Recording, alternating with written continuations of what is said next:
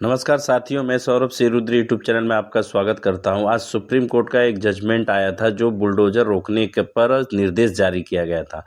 एक अलग से माहौल बनाया जा रहा है कि बुलडोजर अभी रोक दिया जाएगा, बुलडोजर की कार्रवाई नहीं की जाएगी, जिसमें हर एक विपक्ष के नेता हो, चाहे कोई सोशल मीडिया पर जितने भी माहौल बनाया जा रहा है नेगेटिव माहौल की, खास करके यूपी के लिए, यूपी में सीएम योगी आदित्यनाथ को लेकर कि बुलडोजर की कार्रवाई अब उनकी रुक जाएगी। ऐसा अगर आप सोच रहे हो तो आप गलत हो। मैं आपको बता दूं कि आज कोर्ट में हुआ क्या है, और कोर्ट ने किसी एक स्टेट जैसे उत्तर प्रदेश को लेकर बातें नहीं की। वो पूरे भारत में गाइडलाइन, पूरे चाहे महाराष्ट्र हो, चाहे यूपी हो, चाहे अभी हाल ही में राजस्थान में कार्रवाई की गई, तो पूरे स्टेट को लेकर एक गाइडलाइन जारी की है, और उस गाइडलाइन क्या क्या है, क्या क्या उसमें बातें की गई है, और बुलडोजर रोकने की बात नहीं की गई थी। उसमें कार्रवाई कैसे की जाएगी इसके लिए निर्देश जारी करने के लिए बताया गया। यदि आपको यह वीडियो अच्छी लगेगी तो लाइक कमेंट सब्सक्राइब जरूर से करिएगा। चलिए मैं आपको एक एक करके समझाता हूँ।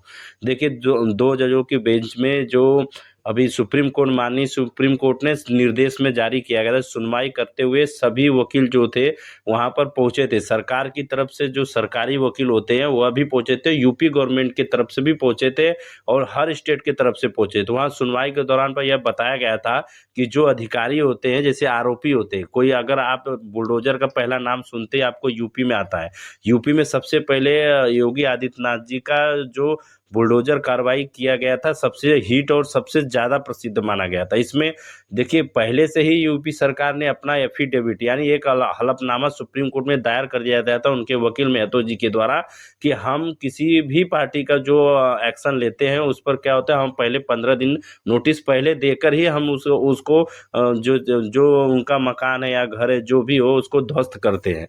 तो इसमें यह एक जाति भावना के दृष्टि से एक गलत भावनाएं, अफवाहें फैलाई जाती है कि मुस्लिम कम्युनिटी पर ही कार्रवाई ज़्यादा करके यूपी में हुआ है, जबकि नहीं, ऐसा नहीं है।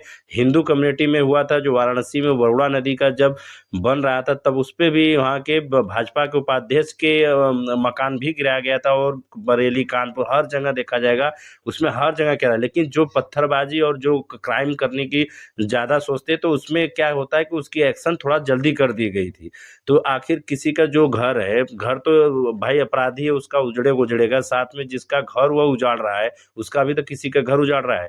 तो ये एक्शन पर जो लीगल प्रोसेस है उस प्रोसेस को सुप्रीम कोर्ट ने क्या क्या बताया, अब इसको थोड़ा विस्तार से समझिए।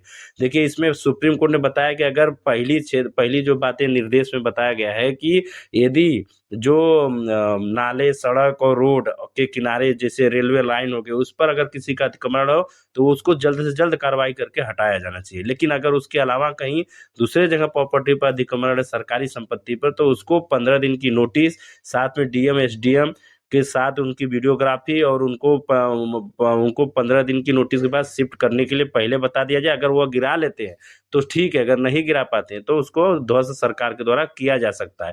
तो यह सुप्रीम कोर्ट का जो जजमेंट था उसमें दिया गया था। इस जजमेंट को बहुत से सोशल मीडिया में हमने देखा था, माननीय अखिलेश यादव जी भी देख रहे थे, तो कि बुलडोजर गैराज में रख दिया जाएगा। इसमें कहाँ बुलडोजर गैराज में रखने की तो कोई बात ही नहीं है।